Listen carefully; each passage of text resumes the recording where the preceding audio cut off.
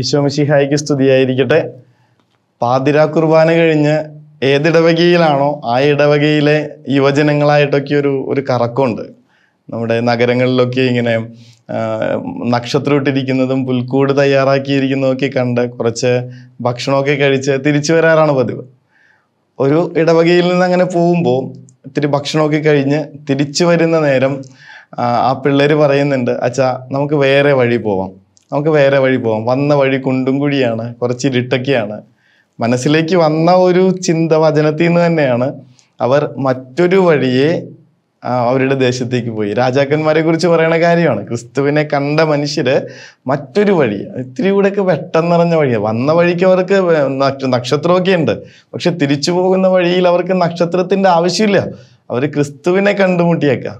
അതുകൊണ്ട് തന്നെ ഇനിയുള്ള അവരുടെ നടവഴികൾക്ക് സ്വർഗം വഴികാട്ടിയാവുന്നുണ്ട്. സ്വർഗം പറയുന്നതനുസരിച്ച് ഇനി അവർ മറ്റൊരു വഴിയെ, കുറച്ചുകൂടെയൊക്കെ ബെറ്റർ ആയിട്ടുള്ള വഴിയെ തിരിച്ചു പോകുന്നുണ്ട്.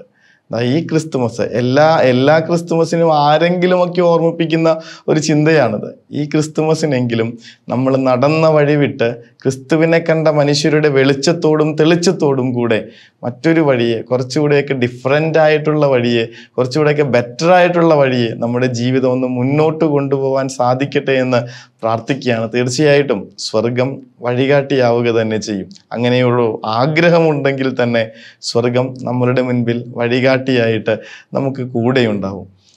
മറ്റൊരു ക്രിസ്തുവിനെ കണ്ട മനുഷ്യര് പഴയ വഴി നടന്നാൽ പോരാ, മാറ്റം ഉണ്ടാവണം. ആ ഒരു വഴി മാറി ചവിട്ടാനാവട്ടെ എന്ന് ഈ ക്രിസ്തുമസ് നാളുകളിൽ പ്രാർത്ഥിക്കുന്നു.